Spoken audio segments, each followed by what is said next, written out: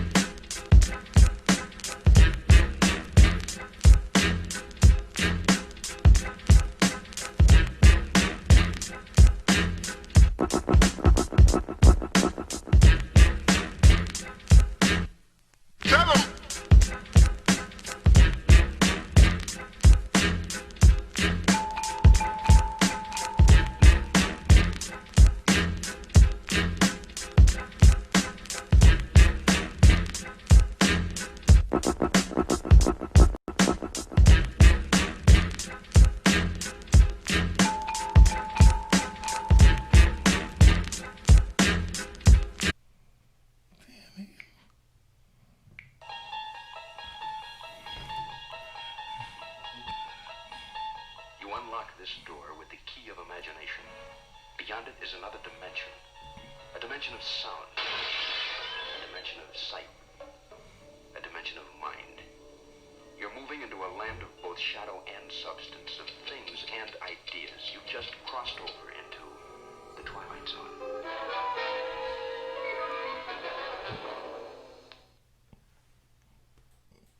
Welcome. This is the NYC Youth Sports Podcast Show. I'm your host, Coach Uncle Milt, and we back from Twilight Zone. And we just coming up to episode 15. And listen, it's going to be a light night for us. And we got, what's coming up is our latest videos, our best videos from episode 8 and to the future. And we got a videotape that we're going to put together tonight. How you doing, Joe? I'm good. How you doing? I mean, everything is all right. Everything is everything. We live here. We want to make an announcement also. Mr. The Phenomenal will be back in the studio when we come back on live. We have a full show next week, September 30th. Mr. Phenomenal will be back in his chair, back from his brief, what he said, he was retired, his brief retirement. And also, we got something new coming to Studio A, man. We're delighted to have them. The Phenomenal Mike and Jay show. They're going to be here tomorrow live in the studio at 8 o'clock. Tune in for that. We're glad to see they're going to bring us Big Apple football. And they start their season off in this Saturday. They got some great football games coming on Saturday and Sunday around the city. And Mike and Jay and Mr. Phenomenal are going to bring you those informations and everything. So without no further ado, we got a video we're going to put up. These are our best interviews from episode 8 and on, and we'll be back on the air live September 30th at 8 o'clock sharp at YouTube, Facebook group, and other media sites. So thank you and good night. Welcome back to our first show back in our new Studio A. I am Coach Uncle Milt. This is the podcast show, NYC Youth Sports. We back, and it's great to be back and things. And unfortunately, Mr. Phenomenal is not here today. Hoping we get him back on the show next week. We will be back on the air every Wednesday at 8 o'clock, our new hour, and we're gonna see how it goes. We glad to be back, glad to be COVID safe. We was in the house for a few, and the show was down, and we built this beautiful state-of-the-art studio, and we finished, and it's all good. So Uncle Milt is back, and we got a lot of things to talk about. I'm gonna say I got a couple of people here with me. First is Coach Anthony. I know him. He's a Bulldog 8U coach, and he's going to talk about a few things about what's going on with flag football and have another alternative with, for your kids to do a certain thing. And we have a special person today. We was glad to pick up this brother. He's straight out of Brooklyn, New York, right? He is the ghetto griot. He's going to tell you what that means. The God body, and he is L's son. And you drop the O, but it's the U, L son. And we glad to have him. So welcome, El. Well, and tell us about yourself. And as a matter of fact, hold on before you get there. El's son is gonna be handling all our basketball middle school. He's gonna see him at every playground, every tournament, every AAU tournament. When he's out there, give him love. He's gonna bring back great stories and great footage on different events and things like that. And we're going to touch on a little boxing and things like that. So let's welcome El's son to this program. I'm glad to have him. So El, just tell us about yourself a little bit. Well, I want to say thank you, Uncle Milt. Peace and power to the family. I'm so glad to be a part of NYC Youth Sports Podcast, the show, and just a part of the family. And I've been feeling the embrace of brotherhood since day one. And I hope for it to be us to create a good family environment, for us to help propagate the culture of youth basketball, because that's what I do. I love the game. I fancy myself as the ghetto griot, as you know, El's son. Okay. And to tell you a little bit, for those who don't know, a griot is basically what was important about the griot in African history and culture is that we are important to the social life and culture of the village. Okay. And what we did was we helped maintain the oral traditions. We were the storytellers. Okay. We told people about their genealogy. We helped maintain the praise songs. All that was part of our repertoire. I mean, many times, they have those depictions in movies by Native American culture where you might see the shaman, or in Tarzan movies how they depicted. You might see the council of elders. Okay. Or the witch doctor, so to speak. But that was a derivation of what was actually true. Okay. But what's important was the griot was a storyteller. Okay. And I've been stomping these streets all my life for NYC, the 5 boroughs. I done played a lot of ball. I done seen a lot of balls. Ain't too many places I haven't seen or played at myself. And I'm just here to tell a story about youth basketball and this culture. And I just want to push the culture forward, tell a couple of stories, maintain a couple of legends, and help entertain the family. Ah, man, we glad to have you, brother. We glad to have you. The ghetto griot also he passed down the traditions. He's passed down the history and everything. I'm assuming that's what you do too. Exactly. All right, so he gonna be out there, capturing stuff that we need to bring in basketball at the street level, in the middle schools, and on the AAU level, far as AAU, far as they got these tournaments and things. So El's son is gonna be there. We gonna be there with him, and we wish him a lot of success. Welcome. We lost a great man today. Youth football's own Rome Charles. Some of us know as Ozzy. He was the sights and sounds of New York City youth football. His video recordings, his photos was top quality. His eyes was the best I knew when it came down to sports graphics, flyers, posters, video editing, and photography. He painted a clear picture of professionalism on all events Flash City Media was assigned to.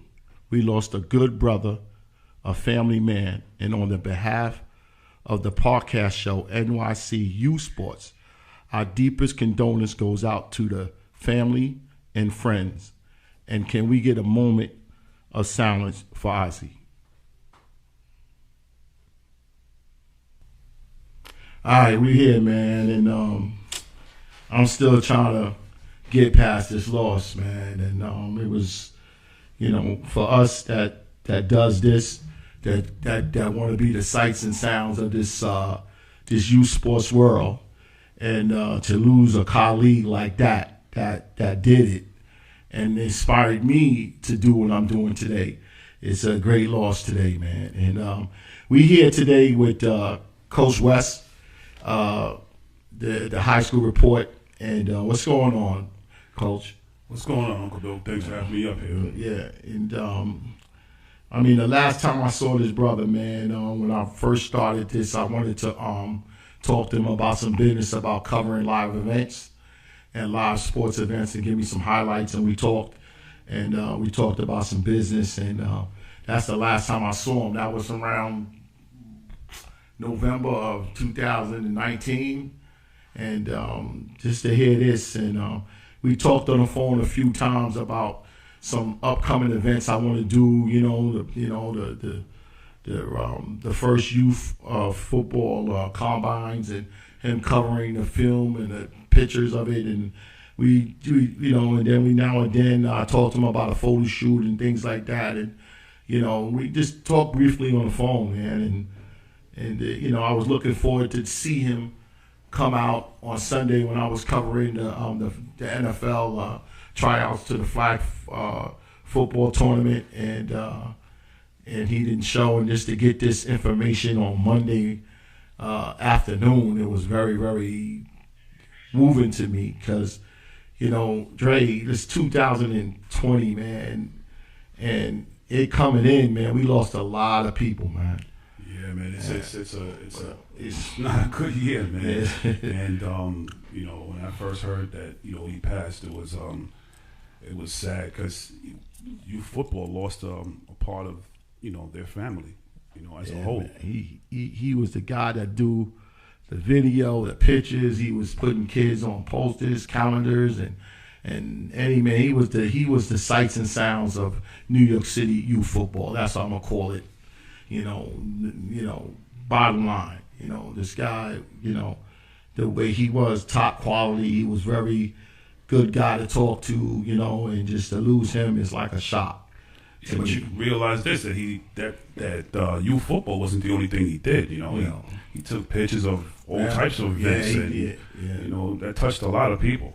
Weddings and things. Weddings, yes. He was doing it, and it's just a sad day. And I'm gonna get it. I'm gonna get past this, man. I'm feeling, kind of mushy now, but I get past this, man, because I see Oz doing things when he was doing the covering the games with Empire back in a couple of years ago, Empire Youth Football, and he was doing it with like he was like it inspired me to do this, and I see him doing this thing. I see, this is a good idea, man, and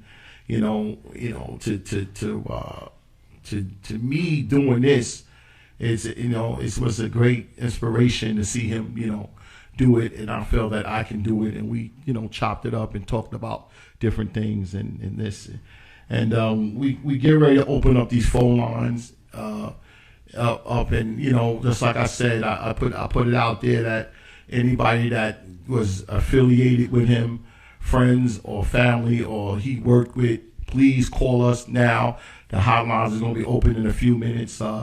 347-776-7070. That's 347-776-7070. And we're going to leave the phone lines open for a minute for those who wants to come and give their respect, or show their respect, or and have some comments or views on what about Ozzy, please. But only thing we ask is, can you leave it under 1 minute, because that we want to try to get everybody in, and we're back, and we have Mr. Dexter, the president of the Rockaway Ravens, on the line, and we had some bad audio, but we straightened it out. Mr. Dexter, you there? Yes, I am. All right, we very good. You sound very good here now. And let's just get back to what you were saying and start from the beginning. And here we go. Well, I just wanted to say a few words about Ozzy, man. Just like I was saying earlier, this is a solid brother, man, a man's man, if you will. And he was so generous, man. Had a kind word, a kind heart, and just respected and loved by everyone, man, that came across his path, bro. This is a brother that's going to be sorely, sorely missed. He was, I consider him a member of my family. He knows, he's been around myself, my kids, my mom, every family function we had. He was always there, whether he was in the capacity of an invited guest or he took some pictures.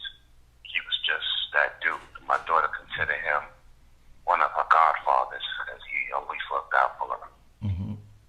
It's just a couple of weeks ago he called me check to see how I was doing. Because he hadn't heard from me in a couple of weeks. That was roughly 2 weeks ago or something like that. And if he don't hear from me in a while, he always pick up that phone and call. And, this brother's going to be sorely missed. And Yeah, he sure is. in this time, yeah, man, even in death, he still gives. Family, I had a medical procedure today at a doctor's office. And as I was walking out of there, praying for, speedy recovery for myself and that everything went well, which thank God it did. But as I mentioned, I'm a dialysis patient. I got failed kidneys. I'm on a dialysis machine right now as we speak. And Ozzy knew this. I've been doing this for the better part of 10 years. This is one of the reasons why he checked on me so frequently. Brother, as I walked out that doctor's office today, about 10 o'clock this morning, I received a phone call from Ozzy's daughter and his wife. And they said that Ozzy left his kidneys to me. I'm in the middle of a transplant. Kidney transplant, and he donated his kidneys to me. Wonderful. Life-saving. Oh, gosh, that's wonderful. Listen, man, I've been in tears. I've been in tears all day. I don't even know what to say. Right now, the two hospitals is doing a cross match to see if the kidney can match. So it's like I can get this phone call literally any minute, and I got to pack up shop and make a beeline to the hospital. Yeah, this is a true, incredible man. Wow. And I don't even know what to say. I don't even know how to repay the family. But just by trying to live a righteous life and do as he live that life that he would want for me, by him giving me a second chance at it. Well, wow, that's a blessed, Mr. Dexter. That is a blessed, man. That to give something like that, man, you can't thank somebody enough, to give something like that, wow. And this time of grief and mourning that his wife, his family took the time out to pick up the phone to call me. It's like, oh man, I'm so grateful. I'm so grateful. Words can't explain. And this brother will be sorely, truly missed. And definitely one of the good ones. Yeah, he was a good man. He was a good man, and my accountant's with him, and starting this venture here, he talked to me and gave me some good advice about doing it and the things that he did with Empire. I saw it was good work and inspired me to do it, and to all youth sports, and But Mr. Dexter, listen, our prayers goes out to your speedy recovery and you get healthy. That's the only thing matters for us in the podcast show is you to get healthy. And I'm hoping one day you can come down here so I can tease you about some things, but I'm gonna let it fly right now. But just like I said, I'm not gonna keep you because you're on the thing and let you get all your energy. This podcast show, NYC Youth Sports, it's a platform that you can use for your organization to promote, fundraise, or whatever. We are open for you. Our platform, it could be your platform. And this is what we try to promote in youth sports and around New York City, that this show is about building and supporting the people who make youth sports relevant, period. I appreciate people that's doing this. I appreciate anybody that's doing it for kids. Side note, I made a promise to you. I'm going to keep my word. I hope so. I'm just going to let you know. I'm not going to beat you up. I'm not going to beat you up, Mr. Dexter, because I was talking about you a little bit. He said, he's so-and-so. I was like, what? And I felt bad. I was, I didn't know that. You know, you know how it is. It's hard to get what you need people to come together, to work together, to do something good for kids and youth sports. It's not easy, and you know, that's what I try to do, and you know, we all need to say, oh, listen, man, you know, Uncle Milt. You know, Coach Uncle Milk, he never did nothing to nobody. Let's give him a shout. We're back, and just like I said, we on the top of the hour, and we got a special young man here to introduce, man. I mean, we were so grateful to have this brother, man. He's a giant in men's basketball, man. He did everything when it came to men's basketball. The brother played at E Hall High School, you know. Erasmus Hall. They even retired his number. That's a bad man. They retired his number on a high school level. The brother was a junior college All-American, you know, and he went to Iola College, a D1 school and you know, that's impossible sometimes, man. When you get to that, you know, JUCO level and come out of there and get a deal. I mean, this man is special, man. He was a head coach of a PSAL championship team. He's gonna give us the name and everything in a minute.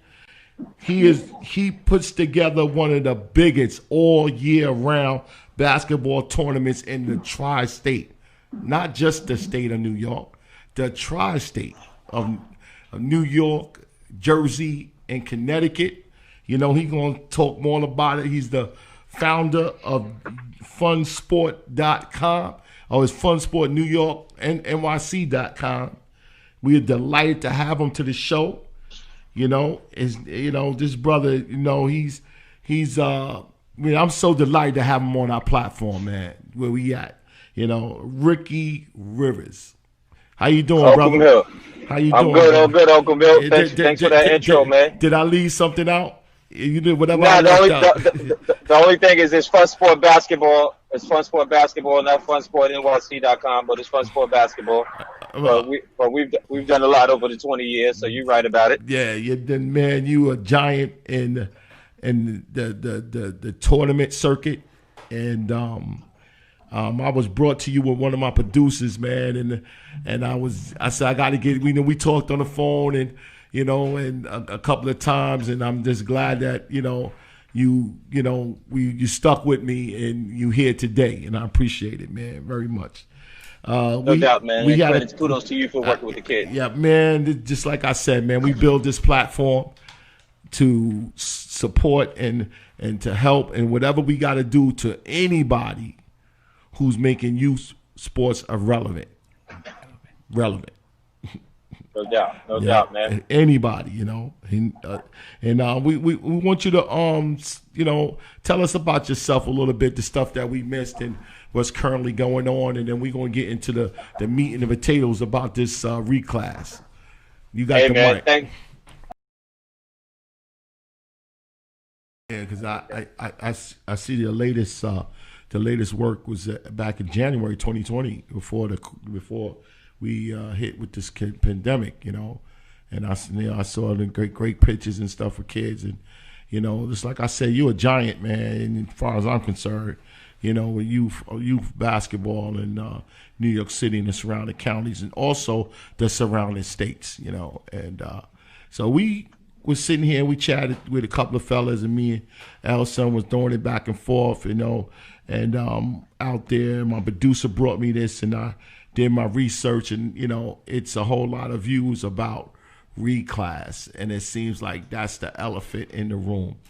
And I like to get your views about, you know, when, if you have to, if you don't have to, you know, it ain't for everybody, you know, and who it is for, and your experience of dealing with this situation of reclass. So, like, reclassification, especially when in tournaments like mine, has always become like a concern in the conversation or whatever. But reclassification, to tell you, it's nothing new, man. So like it's Mm-hmm. So kids doing it. This isn't nothing new, man. So like you look at some of your top these top folks around here that's now, well, they're white kids or whatever. They reclass their kids for academics. Mm-hmm. They call it red shirting, and to get their kids scholarships and to line them up for the best opportunities for their kids. So they'll do another grade over to put them in the best position where they call it red shirting, and they got a fancy term for it. Mm-hmm. So I don't want to discredit people who do it for basketball reasons, because our kids need a competitive advantage to get into schools. Mm-hmm. Let's think about what let's think about what we're going through right now.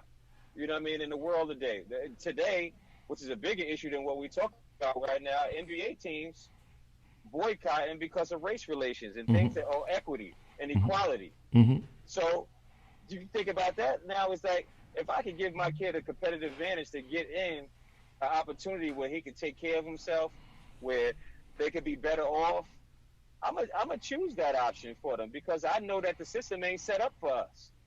I know the system ain't set up for us. So if we gotta do some things that's not illegal, it's not against the rules, but we're trying to create a competitive advantage so our kids can get into college. We're not talking about for them to get into the NBA. We hope that at some point that they can, but we talk about for them to get into college, B. You know what I mean? Like, we're not talking about a competitive advantage for them to get into Rikers. We're not talking about for them to get into Attica. Yeah. We're not talking about them to get into Elmira. We're talking about kids getting into college. Yeah. So I've been there through that journey. I've seen it work for some folks, Mm-hmm. and I've seen it not work for some folks. But at the end of it, right, if it doesn't work, what's the what happens? They did an extra year of school. Mm-hmm. I mean, not an extra year at Rikers. Mm-hmm. Not an extra year at Elmira. Yeah. Did an extra year of school. So I want to put this past you. Like, it's. I know that, just like you said, it's a way to get somewhat of an advantage on both ends on the court and in the classroom. But just like I said earlier tonight, it's not for everybody. And if you're using it, like, how do you, like we talked to Mr. Hamilton earlier, and he's just like yourself. He's experienced basketball guy. I mean, he's experienced. He's a parent, and he played the game, and he puts his kids on a regiment to succeed on the courts and off the court, and the way he does it. But every parent is not built or have that knowledge or that prevalence of that. And they and it takes on a different life when who is the person that a normal parent can go to and say, okay, what's up with my kid? My kid is 5'5" and he got a pretty decent jump shot. But what happens when a kid that's 6'1" play down on his team, and the coach goes to his moms and say, hey, we got this kid 6'1", and he's going to get the bulk of the playing time? Hey, my fault, man. Somehow my phone said it was hot, and it just shut off. Whoa. This hot topic. Hot topic. This topic is hot. Did you hear my question? Yeah, you said something about a kid was yeah. 6'1". The kid, like, you get a parent that he has a kid decent jump shot, working hard. He's on a 6th grade team, and he's 5'5". Right. And then you got a kid that reclassed, that's 6'1", and he comes down, and he needs playing time, and he needs a lot of playing time. So he's gonna cut in the playing time of the 5'5". So what do you tell that parent? Because this is the horror stories of, there's people That's not a horror story. That's like real life. You know what I mean? Mm-hmm. So like, sometimes I know that everybody wants to see their kid play, and everybody wants to kind of like have the best opportunity for their son or daughter. Mm-hmm. But the reality is, in the world we live in, there's competition. There's competitive things for the situation. It isn't handed to you. So I say that 5th grade kid is getting an early exposure to real life.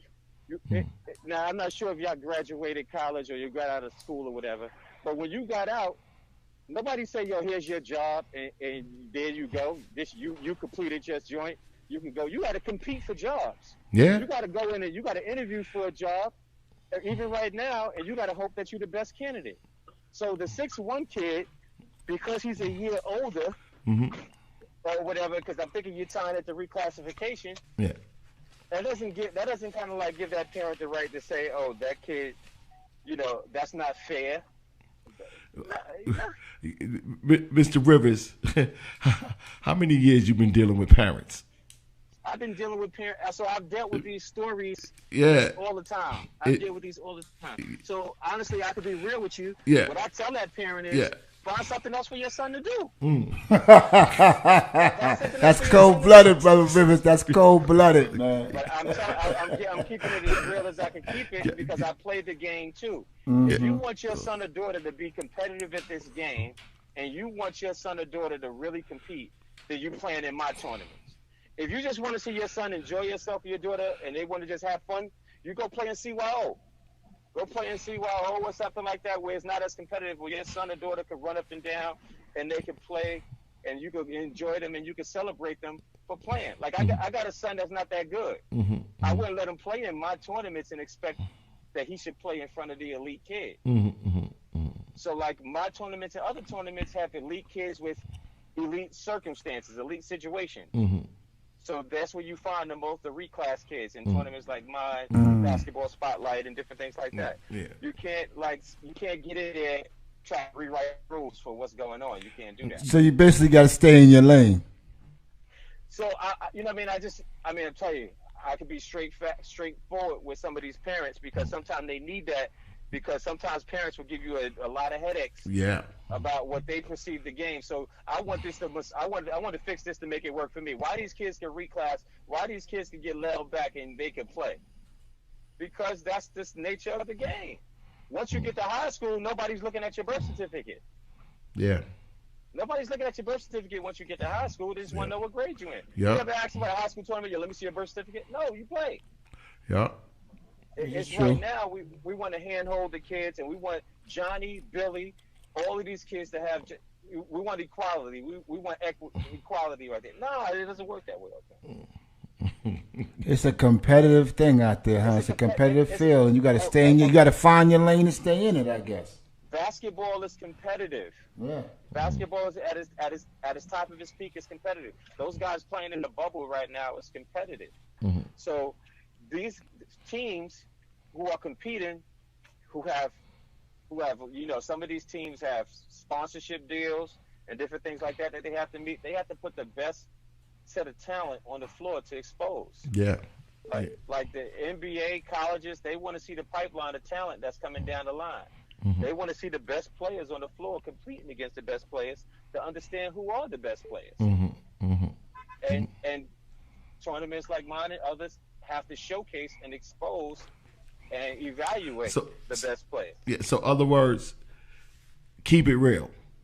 It's like the first thing parents out there, you got to be real with your kid. If you want to see your kid eventually down the road to play in the collegiate level, you have to keep it real now and put the work in. And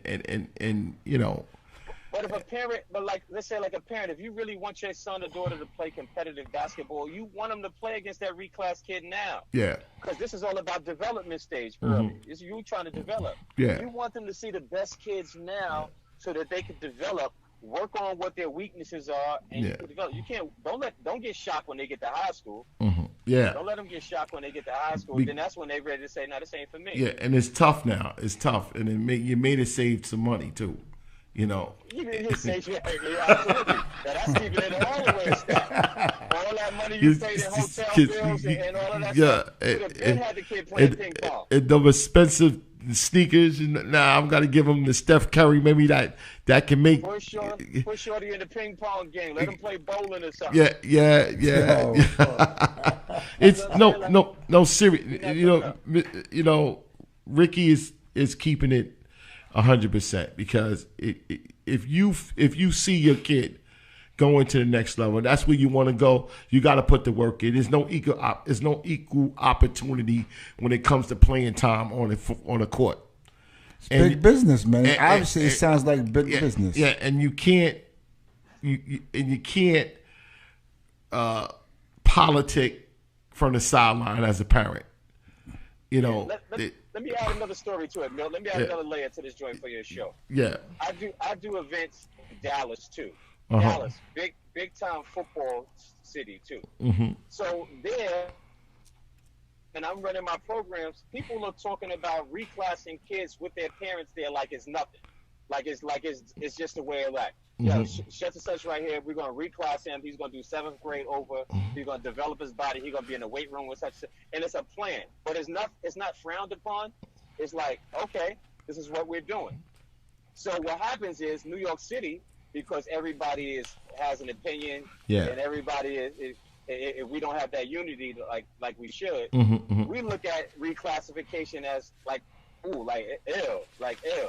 Meanwhile, your kid probably got left back twice already because he ain't academically right. So we looked at it like, L. So what happens now, is because I've been in these conversations, New York is trying to keep it legit, but they're playing against that team from Dallas. They're playing against that team from Georgia. They're playing against all these teams where they got kids on their team that reclass. Yeah. So our 13-year-olds is on the road playing against 15-year-olds. Now, you remember, who used to be the mecca of basketball? That was New York. Yes.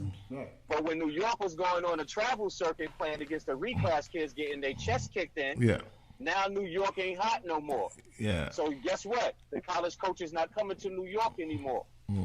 So guess what? Team Scan and all you guys, if y'all going to compete against these guys on a national level, y'all better start reclassing a couple of our kids too and compete. Once we started to do that, we started to dominate youth basketball again. Now that opens up opportunities for some kids, even the kid Billy, who need to be seen by a college coach, for coaches to come back to New York to recruit kids because there's a pipeline of talent in New York. I must say, Ricky, when my producer brought this story to me, I had an opinion. Me and L talked about it. We had an opinion. And, our opinion was like, how do you tell a kid, son, you got to do the 6th grade again? And that's what's our opinion. Now, you opened our eyes about it. You was a lot of you was very informative, and also Mr. Hamilton was very informative early tonight, and you opened our eyes about, in some cases, if you see a diamond in the rough, you gotta polish it. You gotta chip away at this. You gotta polish it. And if you see it, you should work at it, but it's not for everybody. And when I was talking to people, it gave me, everybody was trying to go this way. Like, it's not for everybody. It's not for everybody, but I'm going to add another layer to this. It's not always the parents that's doing this. It'd be the kids coming to their parents about, I don't want to go to the next grade. They want to reclass. Right. They get educated about, hey, if I would probably be better if I did this year over. I've seen a lot of the times where the kids do this. I see a lot of times where the parents is like, no, the kid will go in there and intentionally fail the state test. Wow. so they could get held back. I've seen all of the stories. Wow. So when you look at reclassification, like, oh, that kid was in 6th grade. Don't always think that the parents and the coaches did it. Sometimes the kid do it himself. Wow, it's levels to this, man. Well, there's definitely levels to this, I see. Well, Mr. Rick, I seen those stories. Yeah, man, Mr. Ricky, man, we thank you very much, for this. We only got an hour and a half show. Okay, but I appreciate y'all. We looking forward to you coming into the studio, touching on it a little later on down the round. When I get the other persuasions in too, I want you to sit in the chair too and add your inlight to this situation and other situations.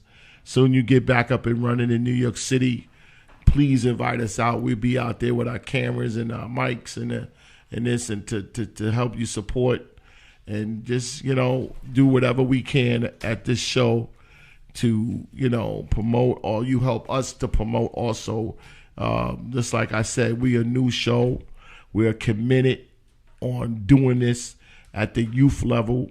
We want to be the first show in New York City, a sports show for the youth only, and it's not easy, but we got the energy, and we're going to try. And people like you that we can count on, man, is be a tremendous thing in our life, in our situation, in our platform. So we thank you very much for giving us your time tonight, and hoping that this ain't the last time that you're always welcome here. Anytime, call up anytime. Okay. I appreciate y'all, man. I appreciate you too, brother. So, All right, y'all have a good night. we're going to go to the closing, and, that's it. All right. Thanks, Ricky. Peace. We're back. Thank you for showing up tonight, giving us your time. We've been a little late tonight, technical difficulties, but we got it back. And coming back from the Twilight Zone and things. We just like to recap. We'll be back on the air live. Mr. Phenomenon be back in the studios. We got a good show coming up on September 30th live here on YouTube, Facebook group at 8 o'clock sharp. We'll be on the air. We have a new show to Studio A coming here tomorrow, Thursday, 8 o'clock. Is the phenomenal Mike and Jay show. They're going to be bringing us the first week of Big Apple. Scratch that. Empire's no more. Big Apple games this week. There's going to be at various parks, and they're going to bring us to the details on that. And we wanted to thank you for showing up tonight. It was a light show. We'll be back, just like I said. This is episode 15. It's in the can, and is great week of coming up with shows and things that we're going to be coming up here in the podcast show. We want to thank you. Please support us. We need all the support we can. Is the ways to support us. We have our, it's on our commercials and things like that, and come and subscribe to our channel and help us help kids. All right. Good night. I got to talk. I got to tell what I feel. I got to talk about my life as I see it.